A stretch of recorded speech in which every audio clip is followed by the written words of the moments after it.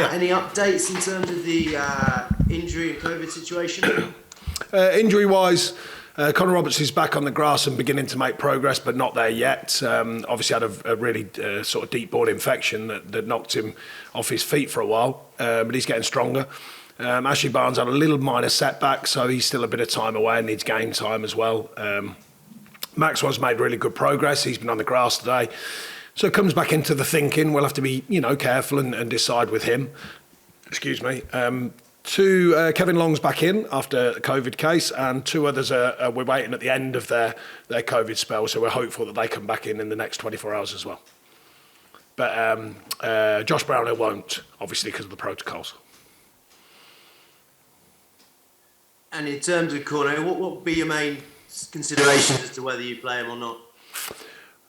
Just true fitness, availability through his injury, how he's feeling, the risk and reward scenarios, making sure he's already had a couple of minor things that have ended up this one's a bit unfortunate because he had COVID during it. He wasn't particularly ill, but obviously we all know the protocols, they're not allowed in the building, etc., etc., etc. So it delays, the fitness work and the true return, if you like. A number of things to be factored in. And of course, he's only trained for a few days as well, although he's felt strong. He has done some work with the sports scientists, just to be clear, quite obviously. But what I mean is trained football-wise only for a couple of days. So we'll see how we put all that into the melting pot and make a decision. But it'll also be with Maxwell as well. He's really, really open lad. Ask him how he's feeling, how he feels about his body as well. In terms of the postponements and other games gone, Newcastle, Southampton, are you happy with how it's being determined whether a game goes ahead or not? It's not about me being happy or not. It's the powers that be that make the decisions. They're the ones who control football, certainly not me. Do you think there's a danger, though, some teams would get an advantage at the end of all this?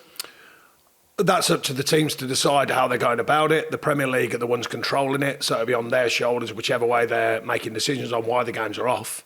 So like I say, I think we're all, their drums the beat that we're all dancing to, no one else's. And you've got a couple of games in hand. How confident are you feeling that you can turn this around, that you can see a change of fortunes as you head into 2022 and move out of the relegation places? Yeah, very confident. The performance levels have been generally high. The detail of unfortunately broken record time again. The details are so vital in any game, and the margins, etc., etc. We have to obviously change that, but the mentality is still firm. We're at Man United last night, and we're 3 down. We nick a goal. Second half, we have 3 really good chances in the last 3-4 minutes of the game. So the mentality is good to keep taking the game on and keep trying to win games. The details within it, excuse me, personnel being fit and ready, etc., etc. So very confident going forwards. And how busy do you envisage being in January in the transfer market? Do you feel you need reinforcements?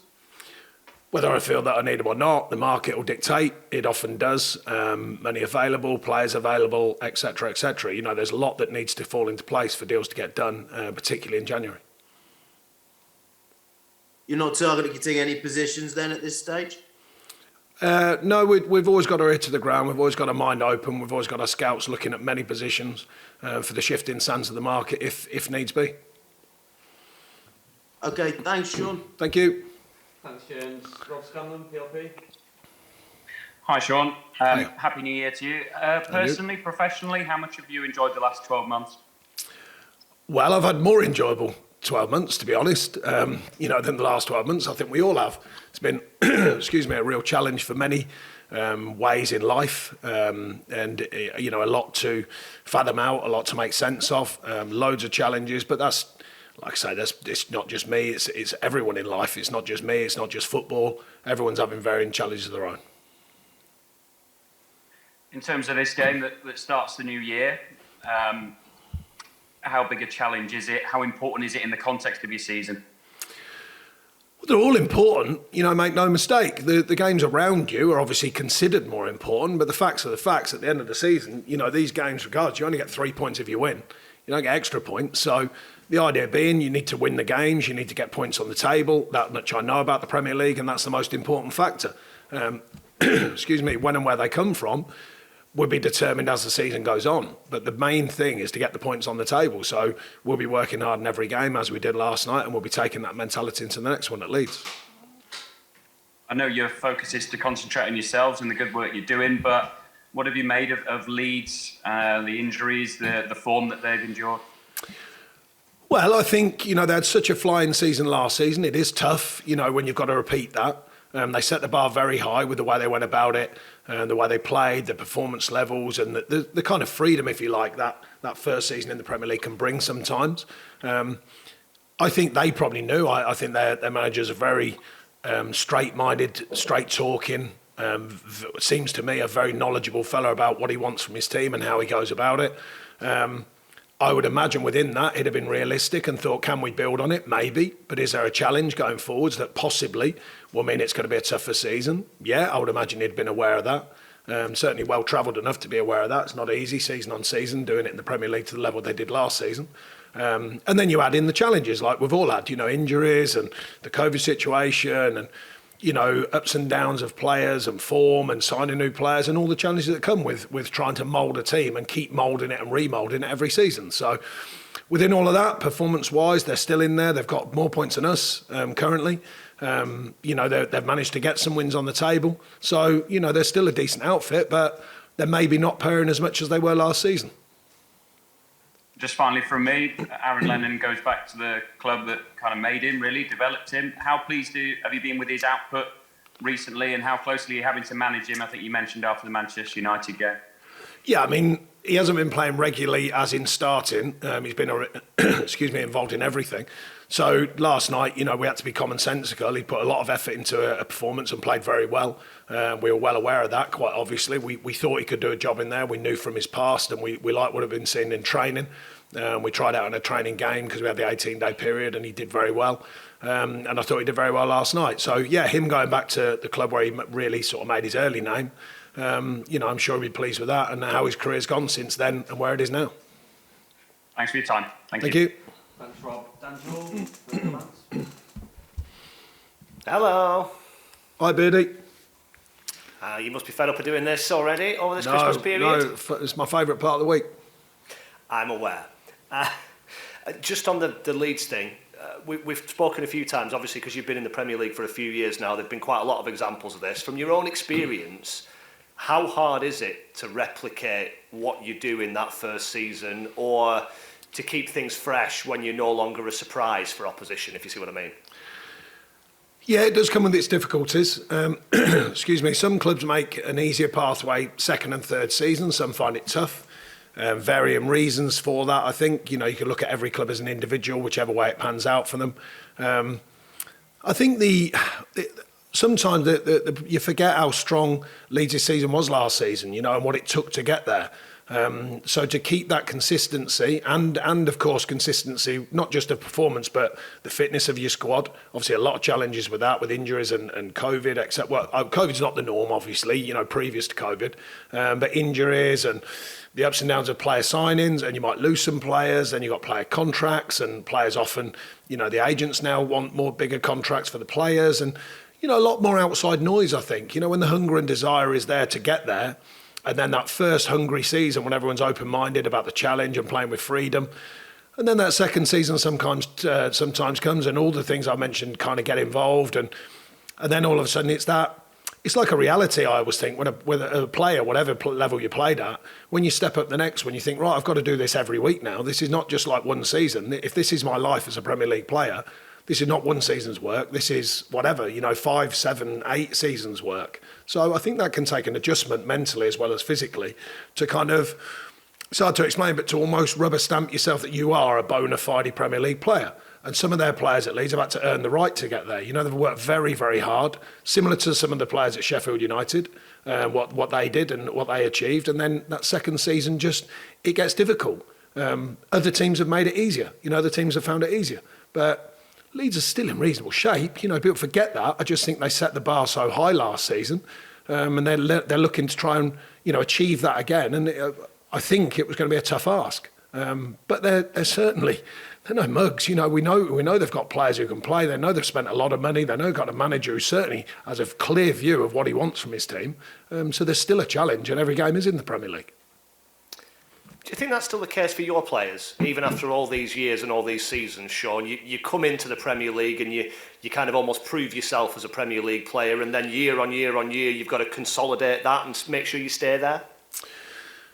Yeah, I think what it does, it gives you an awareness and an understanding and a knowledge of what the Premier League is. You know, if you stay in there for more seasons, as a player this is, and well, and as me as manager and my staff, but, you know, we're looking for a player point of view.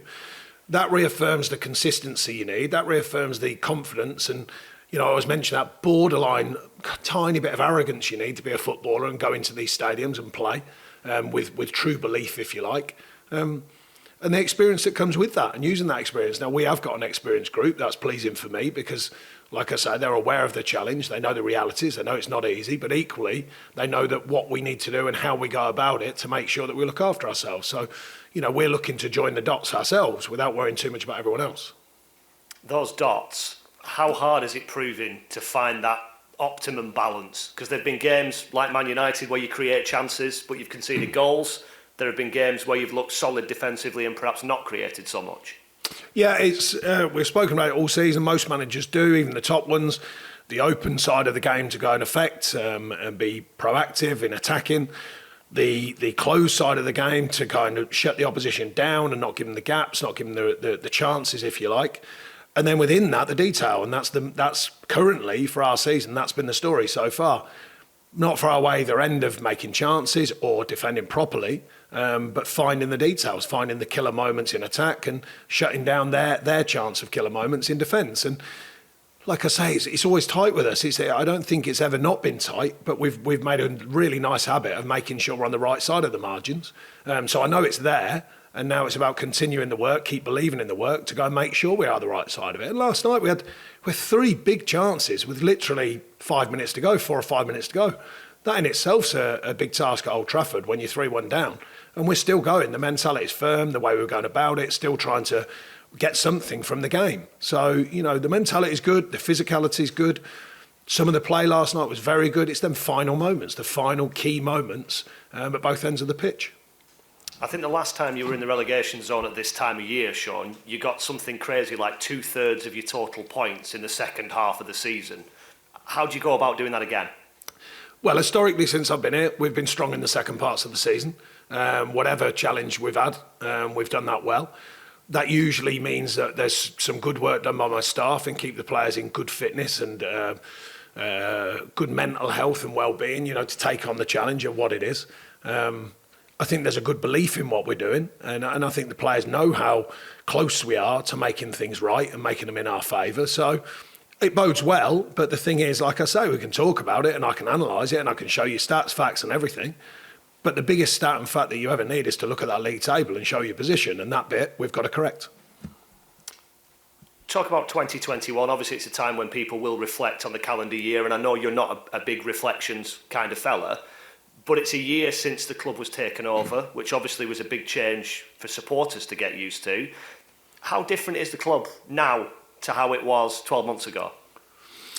Well, lots of changes in the modelling of the club, you know, in the office side, not so much in our side in the football side, but lots of change at the ground, lots of new ideas, different ways of working, different ways of trying to sort of promote the feel of the club and the brand and change it and alter it, but without going away from the authenticity of it, you know, without going away from the fact it's a town club, it's very well respected by the fans and the people of Burnley. Likewise, the club's very respectful of the people of Burnley and the fans. So keeping that connection, but stretching it to try and find new ways of working and new ways of operating. And it's a delicate balance, but I think the club are changing. They're putting different things in place that allows that to happen.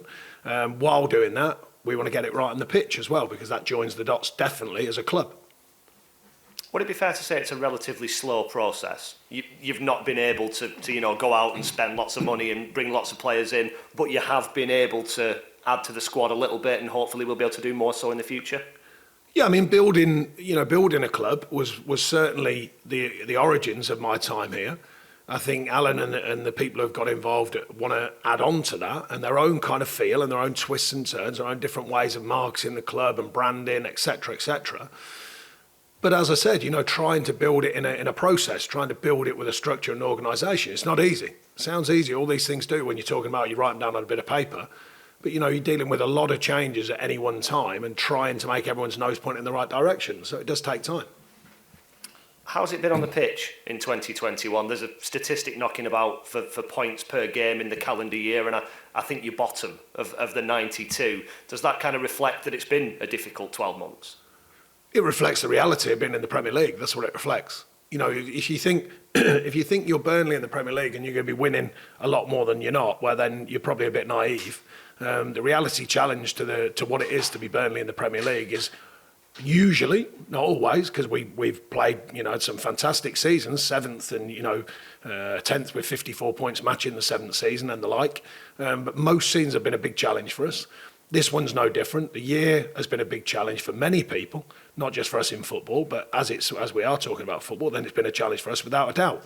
The idea of points per games and all that kind of stuff, really, it means nothing. What means the most is being in the Premier League. We are in the Premier League. We deserve to be there. We've earned the right to be there. And now the challenge is to continue that.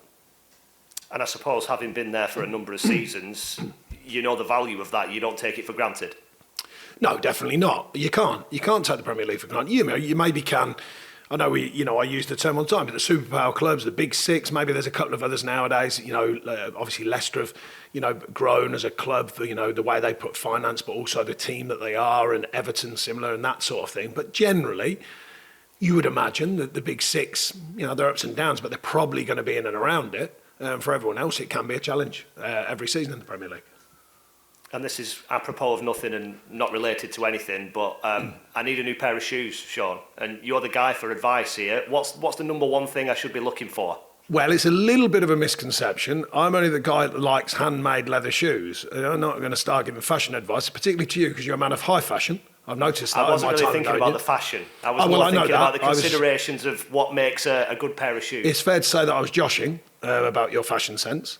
But I would suggest a good pair of handmade leather shoes, possibly from my home county of Northampton. Still some fine shoemakers there, although they've shrunk a bit in size due to the world's demand of different styles of shoes. But usually a welted sole, handmade, hand-stitched, ideally. Depends what your finance suggests, let's say, in the shoe market. I think we both know that I'm not at the top end of the market. I'm not a superpower club. I'm not a superpower club either, but it's fair to say I like to dip my toe in some of the better end of the market shoe-wise. Now and again, not always. Thank you very much. Cheers, mate. Thanks, Dan. Over the top here. Hi, Sean. Hi.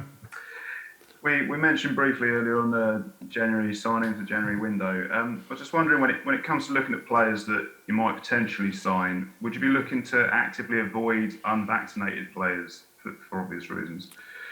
No, I don't think so. I think it's everyone's right to make a decision. I'm pro it, obviously, excuse me, and I'm pro it with my players, but they still have their own rights to make a decision. And until someone suggests that you have to do that and you have to be vaccinated, that might change. I don't think that will probably happen. But no, it wouldn't be the first thing in our thinking, that's for sure. The other thing I wanted to ask was, I know you spoke a bit about this earlier in the week, but just to be clear, the Premier League introducing 5 subs per match to sort of help with the fixture backlog, is that something that you wouldn't be in favour of? I think. No. Another misconception. I just offered a view, and my view was, for one, I won't make the decision. And for two, it suggests that the superpower clubs just have a bit more of a leeway because they often carry big squads of top international footballers from all around the globe.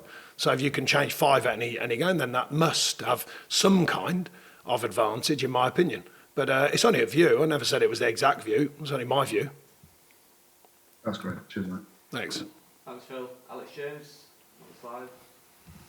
Hi, Sean. Hi. Just on the COVID situation, just to double check, then you haven't had any new positive cases. It's just no, not so actually far. Not so far. We've got another. We get tested every day, but the next round of PCR testing will be tomorrow. And I think you mentioned that Josh Brownhill wouldn't be back, but you were perhaps hopeful on 2 of the 4 being back out of isolation. Given what we spoke about earlier in the week, is it as simple as they're out of isolation, therefore they're in the squad, or do you have to take into some consideration whether they're sort of fit to play given the limited training they'll have been able to do? Yeah, I mean, this is what we put on the Zoom call with the Premier League, the idea of the way that I can only speak of football, by the way, you know, I can't speak of outside of football, the way it's affecting the footballers that we know at our club, and I've heard from a number of different people in the game, has been very, very minimal. So we're offering the view of, well, if it is minimal, could we bring them players in once they feel well, even, you know, if they've had raised temperatures or heart rates or whatever the knock-on effect can be. With the amount of monitoring we've got now available, could it be that them players come in? Because if we keep getting games called off, at least the players who are having a lockdown period could come in their own cars, in their own clothes. No one touches them, quite obviously. They stay away from everyone. But from a distance, you can still monitor the workload they're doing. We could still feed down from their GPS, from their heart monitors, how their body's responding, et cetera, et cetera, et cetera. Therefore, in theory, I mean, it sounds like, oh, it's not that easy, but in theory, when that player now is required, on the back of the 7-day period and testing clear, then at least they'd be in readiness to go back in. As it stands at the moment, with them not being allowed in at all, then it's difficult. You know, they've got to sort of lock down. They've got to find a way, usually on maybe a watt bike or something, of ticking over. But it's not the same as being on the grass and running and being that kind of fitness edge, if you like. Possibly the knock-on effect could, in theory, be less games being called off. If this virus keeps going through everyone, it looks like it probably, you know, it seems to me we're all going to get it, or the way it's going at the minute, at some point. Possibly that would help more players be available when they return, but we'll have to wait and see. You know, like I say, these are only views that a few of us shared on the Zoom call. These are not exact moments in time. The Premier League, the science on the Premier League, the medical side of the Premier League, they've got all the information, and some of the thoughts that we have is down to them, and of course guided by central government and what they're allowed to do, and what they can do. With that in mind, and obviously Nick Pope was one of the ones who you were missing in the week. How sort of pleasing was it to see Wayne Hennessy come in and perform the way he did? Yeah, really good. You know, we know what Wayne knows about in the dressing room, the way he is, the way he conducts himself, first class, incredibly humble guy for having done a lot in his career, and still going, still active, still wants to do it, still working hard, and made a couple of fantastic saves last night. Just following on from what Dan mentioned on ALK, have ALK and Alan Pace sort of a year in been pretty much what you expected and perhaps also what you wanted in terms of being able to stretch the finances a little bit in the summer and also letting you get on with your job and managing the team? Yeah, it's a different kind of process, you know, different people, learning about them learning about not just me, but the club and the feel of the club. A lot of the work has been done away from the football side into the office side and the running of the club on that side. And like I say, the marketing, the branding. On our side, there has been, as you suggested, some input on the player recruitment and certainly financially. You know, and I think it needs to continue to be just stretched. I've always said that. It's not about, you know, the club's been built very, very wisely over a long, long period of time financially, and the way it's been built, and the slow but good progress, high quality progress in many areas, I feel. And now it's about, can you keep adding on to that without ripping the heart out of it? You know, so I think that's the key, and that's the balance, I think, that Alan will be looking for. You know, injecting enough support with staffing, with finance as well, and into the team, without kind of ripping it all to bits and saying, right, we're going to do everything completely different. I think it's a delicate process, I think. And just lastly for me on January, obviously you don't operate with the biggest squad. You like to sort of keep 20, 21 outfield players. Do you feel perhaps more of a necessity to try and add if you can in January, given that, as you said, everyone's probably likely to get COVID at some point? You're going to lose players to COVID, you're obviously going to lose players to injuries and suspensions, or do you see enough in what you've got that you'll be able to get through the season and stay up? Well, I don't think you can just, or certainly we can't just sign a player just purely because of the risk of COVID. I don't think we can do that. And I certainly don't think Alan would be keen on that, just signing any old player because of the risk of COVID. But it does have to be factored in slightly, the thinking, I understand. I think it's more about, you know, what the team may need, what we can operate in, if there's financial level, what level is it at, possible shift in sands with our own players, although unlikely. We think all the squad will be here, the current squad that is. I mean, it's always an ongoing process. I say it all the time. You know, we don't just cherry pick because it's often we can't. We have to keep with the process from our recruitment staff, keep with the open lines of communication and the awareness of players and their situations. And then if and when the moment's right and we have the backing and support, then we'll go and press the green button and get on with things. Is that backing and support there for the right player then, do you think, in terms of a budget? We'll see. Nice one. Thanks, Sean. Happy New Year. All the best for Sunday. And you. Cheers. Thanks, Alice. Chris Borden, the Express. Are we still on camera? You getting on Okay. camera nowadays? Is he getting on camera? Yeah, it's today. All right. Well then, Chris, lucky you. The absence of daily writers. Unfortunately. Right, I see. Yeah. Just so we're not asked about contracts for a while, but is that a sort of? I suppose it's a bit of a strange situation until you know which league you're going to be in. Do you know which of the lads you'd like to keep? Is that one of the considerations? No, not really. I've mentioned to Alan, a number of months ago about the contract situations, the challenges of the current players against what we can bring in against the future, because we want to be blending in the future with the current players who we think can help us in the Premier League, of course. All the lines of communication are open. They're speaking to the agent, they're speaking to the players. Sometimes it's a player's view to hold, sometimes it's the club's view to hold. There's many different situations can occur. And it's kind of an individual process for each player. Each player will have a different view of their future, whether it's the current future, literally, or the mid and long term. Yeah, I mean, so he started sort of moulding the club with younger lads in the summer. I mean, that's something he's going to take a period of time, a few windows, I suppose. Yeah, I mean, we were looking to do that 3 or 4 years ago, but I couldn't get the investment to do that. So it was, it was a slow burner, and we were just working, hand to mouth really with what we could get in at that time. The OK Group and Alan have come in to specifically kind of look at that and know they've got to put some investment in to get that to happen. And the process for, the younger players to come in and start adding to the experience of the group, the current experience of the group, because it is an experienced group, and get that nice blend that every club's looking for. And we certainly have been for a while. It's just that you need finance to do that. And this summer is the first time in a few summers that there was finance available to say, right, okay, let's look at the next level of sort of younger player, some developing players, some a bit more game ready, if you like, and then blend that into the team. And that's what we're looking to do and have looked to do last summer, and we'll continue to look to do. Yeah, perfect. I mean, we saw it sort of last night with, what Westy, when he plays, these balls sort of around the corner, and he plays them nice and early. And I think Vin's had half a sniff, didn't he? But I was looking at a stat in terms of like entries in final third in the big 5 European leagues. There's only Trent Alexander-Arnold and Sergio Busquets made more than Westy over the calendar year, which sort of shows where he's at with it. Yeah, I mean, look, we like what Westy's developed into, because when he came here, I spoke to him endlessly about he'd kind of, they call it recycling, nowadays in modern football, recycling the ball, and he'd got too used to that, and he'd stopped putting the ball at risk. And I said I wanted him to put the ball at risk. I wanted him to do that. He's got a good passing range. He's got lovely technique, really good touch.